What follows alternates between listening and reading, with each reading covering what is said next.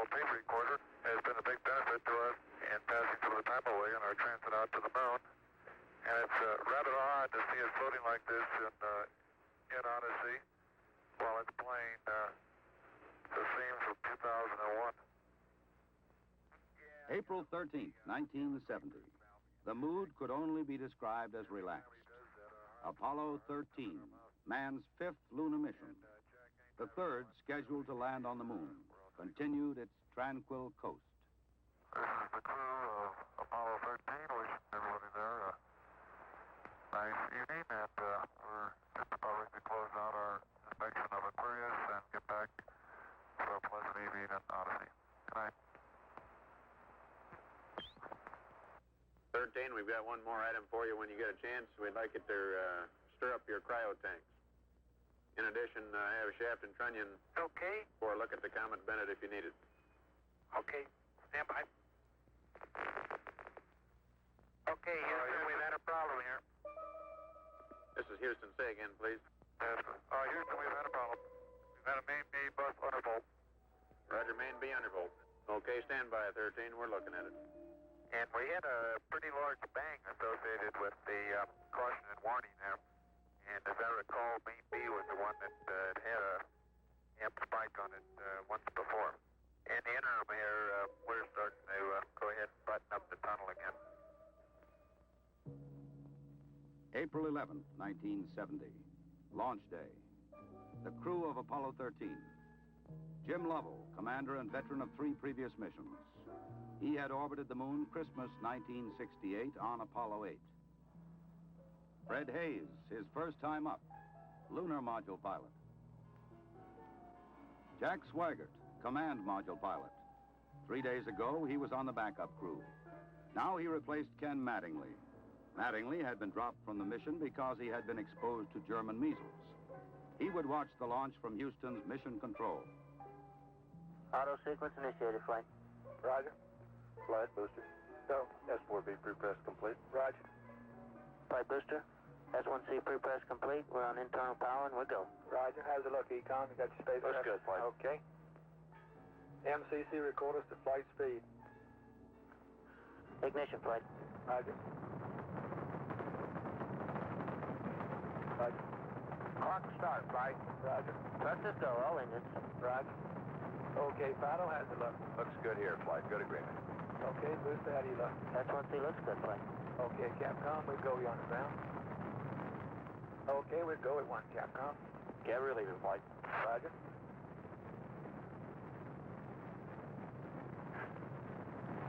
Booster, how do you look? We look good, flight. We go. Okay, Fido. We're go, flight. Looks good here. Guys, how's it look? Good, flight. Okay, Econ, GNC. Looks good, flight. Looks good, flight. Okay, Sergeant. Looks fine. Through max Q and we go, flight. Roger, Booster. And go for staging, Capcom. Confirm and board out, flight. Roger. Staging, flight. Roger. Flight Fido, trajectory confirmed, staging. Roger. Flight booster, then board out was way early. Okay. Flight confirmed, number 5 engine down. Roger. Booster, you don't see any problem with that, though, do you? Negative, not right now, flight. All the other engines are go. The next step in the routine of lunar flight was to burn out of Earth orbit toward the moon, then pull free of the third stage and dock with the lunar module Aquarius. At the controls of the command module Odyssey, Jack Swigert. We're hard docked, Houston. Roger, understand hard dock. Good deal. They pulled Aquarius away from the Saturn third stage, the S4B. Okay, I can see the S4B now at the hatch window. Odyssey and Aquarius moved away from Earth toward the moon.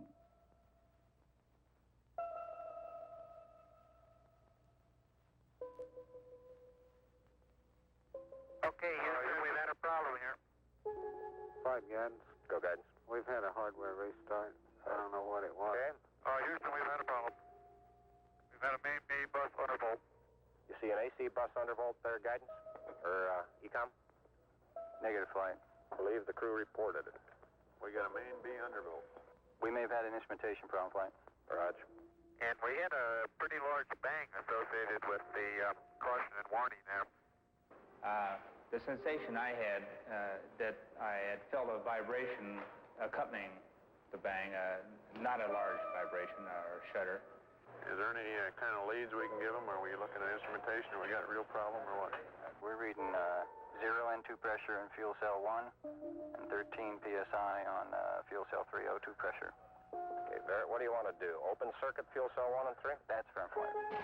Shut down the reactance valve, and I asked for reconfirmation, since when you do that, it's sort of irreversible. If you shut one of these things down, they only can be restarted from ground support equipment. Yeah, that's because of AC, and it looks to me, looking out the hatch, that we are venting something. We are venting something out into space. Okay, let's everybody think of the kind of things we'd be venting. GNC, you got anything that looks abnormal in your system? Negative flight. How about you, Ecom? You see anything that, with the instrumentation you got, that could be venting? That's a firm flight. Let me look at the system flight as far as the venting is concerned. Okay, let's start scanning. Here is a bulletin from ABC News. The Apollo 13 spacecraft has had a serious power supply malfunction that could cause the lunar landing mission to be terminated early. I assume you've called in your backup ECOMs? Flight, say again? Have you called in your backup ECOMs now? See if we can get some more brain power in this We thing? got one here. Roger. At the moment, the astronauts are continuing to try to isolate their trouble. A late report says the spacecraft now is operating on battery power alone. All unnecessary equipment is being turned off. Okay, now let's everybody keep cool. We got the LEM still attached. The LEM spacecraft's good, so if we need to get back home, we got a LEM to do a good portion of it with. Okay, let's make sure that we don't do anything that's going to blow our CSM electrical power with the batteries, or that will cause us to lose the main or the fuel cell number 2. Okay, we want to keep the O2 and that kind of stuff working. We'd like to have RCS, but we got the command module system, so we're in good shape if we need to get home. Let's solve the problem, but let's not make it any worse by guessing. My concern was increasing all the time. It went from, I wonder what this is going to do to the landing, to I wonder if we can get back home again.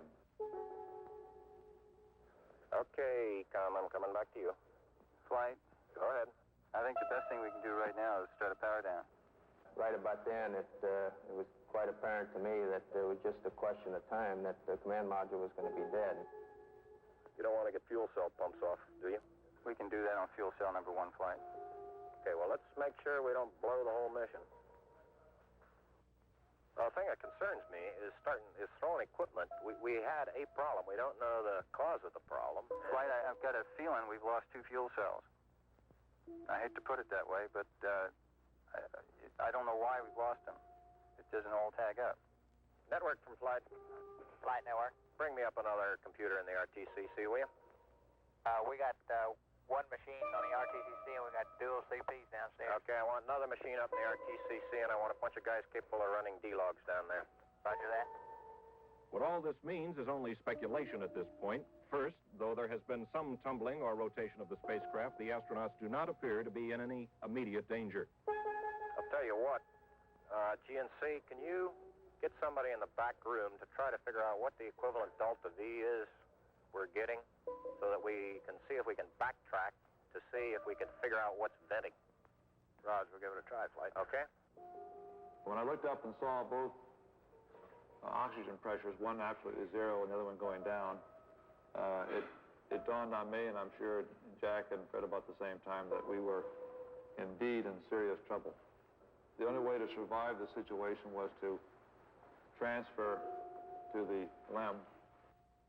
Flight Ecom. Go ahead, Ecom. The pressure in O2 tank 1 is all the way down to 297. We better think about getting in the LEM or using the LEM systems. I'd say this is as serious a situation as we have ever had in manned spaceflight. We've always called the LEM a good lifeboat under those circumstances.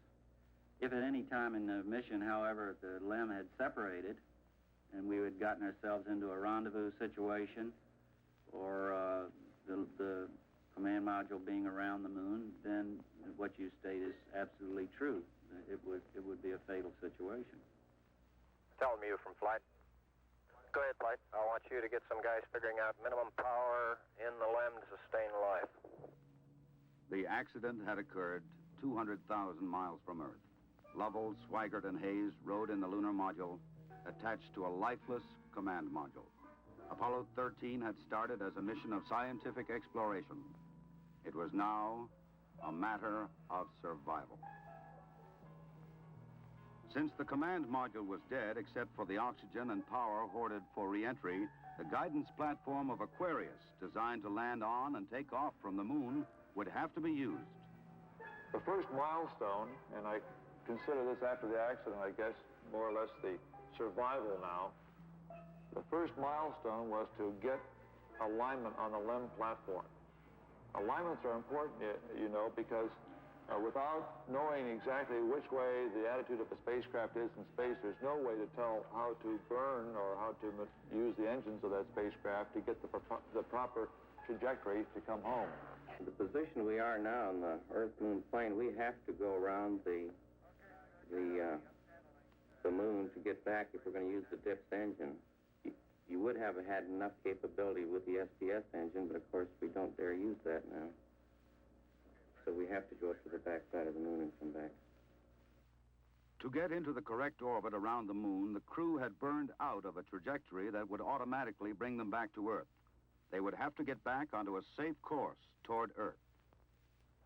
He needs to put his throttle to min also, Flight. Throttle to min? Yes, he's at 29% now, roughly. This maneuver, again, was completed on time, and because it was a manual burn, we had a three-man operation. Jack would take care of the time. He'd tell us when to light off the engine, when to stop it. Fred handled the pitch maneuver, I handled the roll maneuver, and I pushed the buttons to start and stop the engines. Aquarius, and you go for the burn.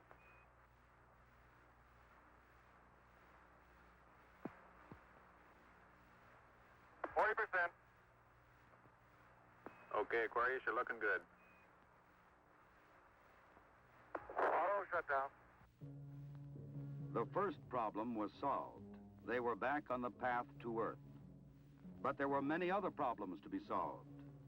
From a building at Houston's Manned Spacecraft Center, systems experts coordinated the coast-to-coast effort to get the crew back.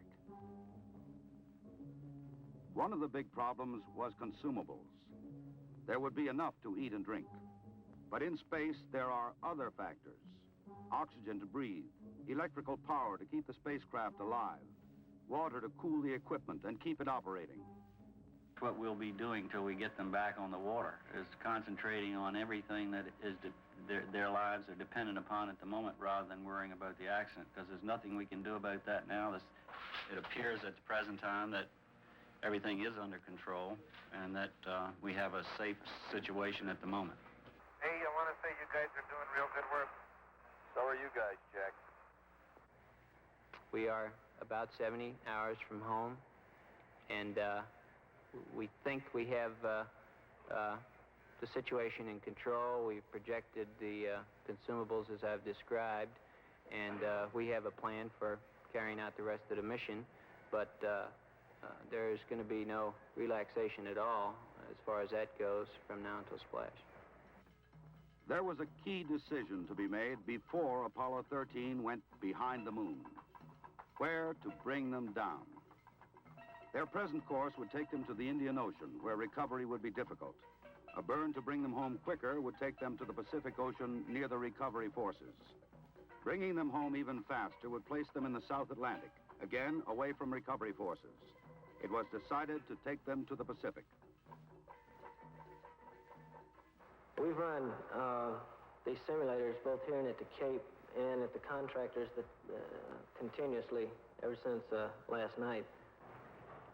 We've tried to simulate virtually everything that we've had the crew to do that is non-normal that they've done, and we've proven most everything that we've been able to run on the simulator prior to passing it up to them. There may be some details we haven't done, but at least we've checked the feasibility of everything we've done, and we'll continue to do that. They passed 137 miles from the moon. For Lovell, it was the second time that he had seen the moon so near. But there was no time for contemplation. There was another critical burn coming. Okay, look, let's get the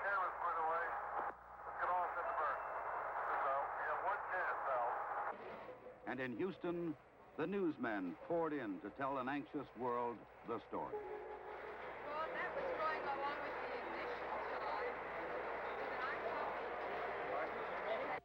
Shortly after Apollo 13 had separated from the Saturn third stage, the stage had been sent on to a trajectory toward the moon.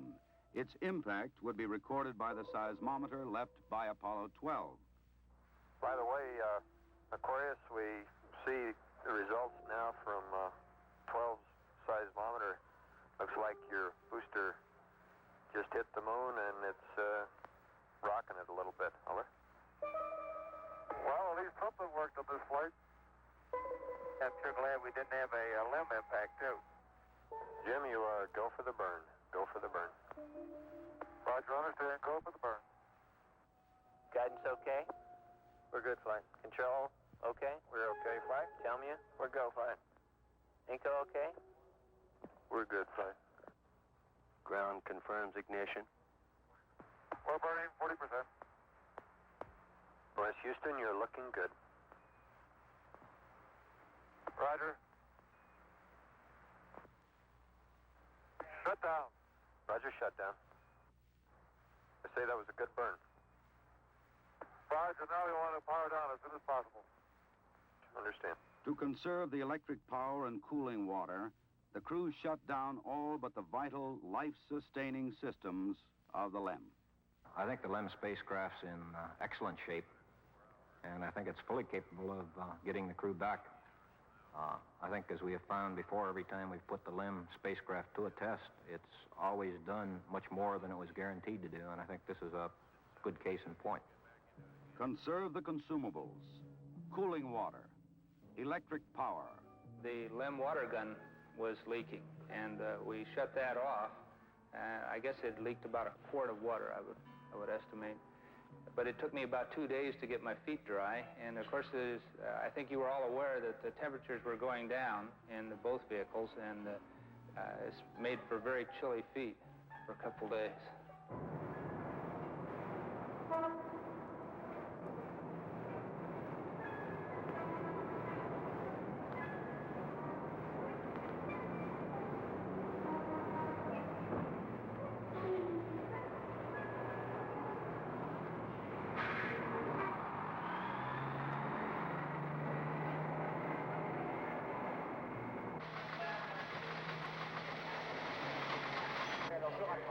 Ok, au revoir.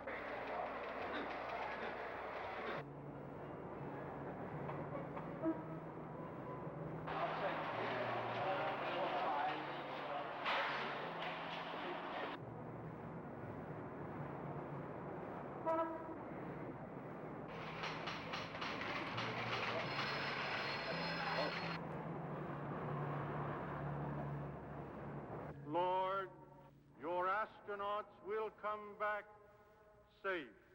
If I may be serious for one moment and ask the entire audience for a moment of prayer for the crewmen of the Apollo 13. We'll hold silence for a moment, please.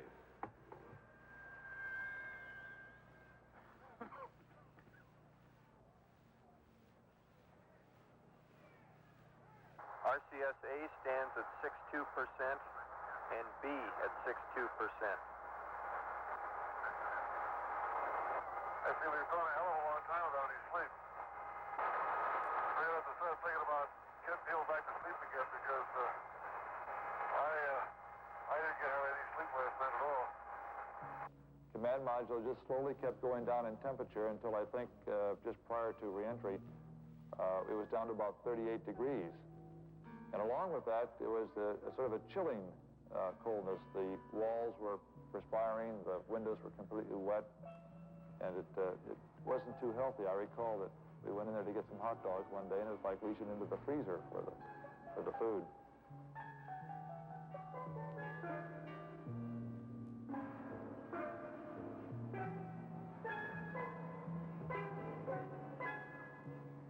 If you want my opinion of how they handled the situation when it happened, they handled it exactly like we'd expect them to. They were about as well on top of it as anybody could be, knowing what we knew, which isn't very much, I'll have to admit. but I think they did everything right within the knowledge that was available to us in a timely fashion, which is what all we expect of them. I think they did a beautiful job of it. We actually had a third little sleep restraint, which Fred then put on and buttoned up and kept a little bit warm. The astronauts faced another problem, their own exhaled breath. The lithium hydroxide chemical to take carbon dioxide out of the air was not sufficient in the lunar module. They would have to adapt the canisters from the command module to fit the hoses in the LEM. On the ground, an adapter was fashioned from materials the crew had available in the LEM. Cardboard from a checklist, plastic bags, and tape. After checkout in an environmental chamber, the directions for construction were sent up to Aquarius. At this point in time, I think the partial pressure of carbon dioxide was reading about 15 millimeters. And we constructed 2 of these things and put them online, and I think within an hour, the partial pressure of CO2 was down to 0.2. So you see that survival now became one of initiative and ingenuity, and it was one which the ground continually helped us along. We had all kinds of people on the ground trying to think of ways of extending our lifetime. There would be still another burn, a mid-course correction to get Apollo 13 into the narrow corridor through the atmosphere for a safe return to Earth. We're at burn attitude, flight. Knowledge. Ignition. Thrust looks good. Shut down. Hang in there, it won't be long. There were moments when I didn't know how much consumables we had, whether we could make it back or not, but in a situation like that, there's only one thing you can do.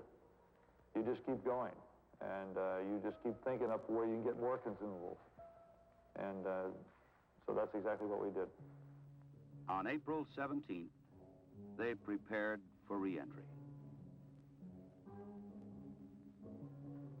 After a small course correction burn, they jettisoned the damaged service module. Copy that. And there's one whole side of that spacecraft missing. Is that right? The whole panel is blown out, almost from the base to the engine. Really a mess. Man, that's unbelievable. Next, they got back into Odyssey to jettison Aquarius prior to entry into the atmosphere. Left jettison. Okay, copy that. Farewell, Aquarius, and we thank you. Okay, LOS in a minute or a minute and a half. At entry attitude, we'd like Omni Charlie. And welcome home. Thank you.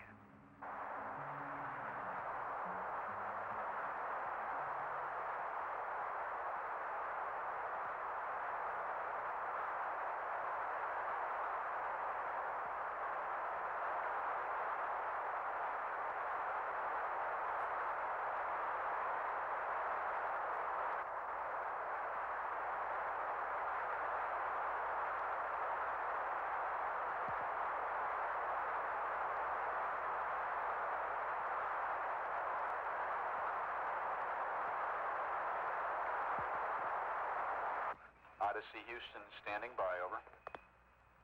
Okay, go over.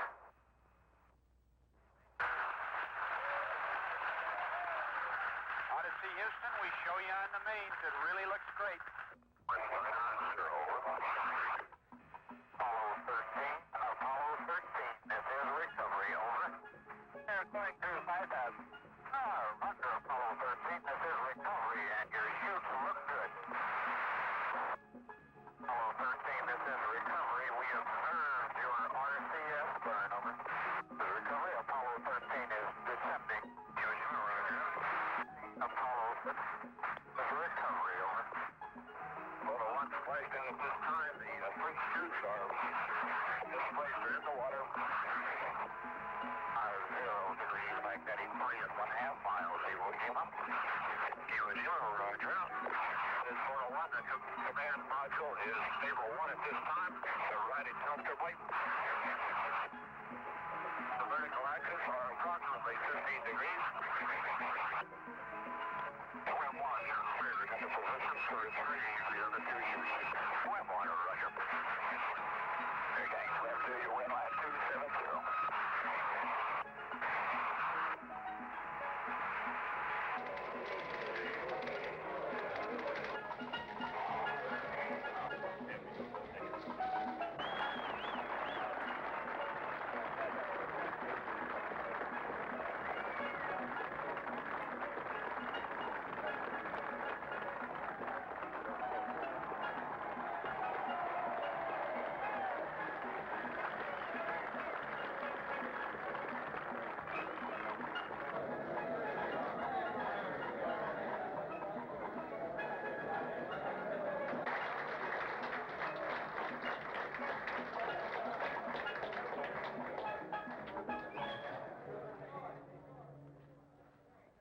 I recall, Captain, that when I spoke to you on the phone, you said that you regretted that you were unable to complete your mission.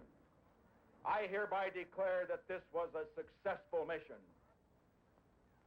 From the start, the exploration of space has been hazardous adventure. The voyage of Apollo 13 dramatized its risks. The men of Apollo 13, by their poise and skill, under the most intense kind of pressure, epitomize the character that accepts danger and surmounts it. Theirs is the spirit that built America. Your mission served your country. It served to remind us all of our proud heritage of a nation, to remind us that in this age of technicians and scientific marvels, that the individual still counts, that in a crisis, the character of a man or of men will make the difference. GNC. Go. Surgeon. Go. Procedures. Go. AFD. Go. Network. Go. Computer soup. Go. Raj, network, give me an amber. RTC on AFD conference. RTC's on the AFD conference. Okay, all flight controllers, let's play it cool.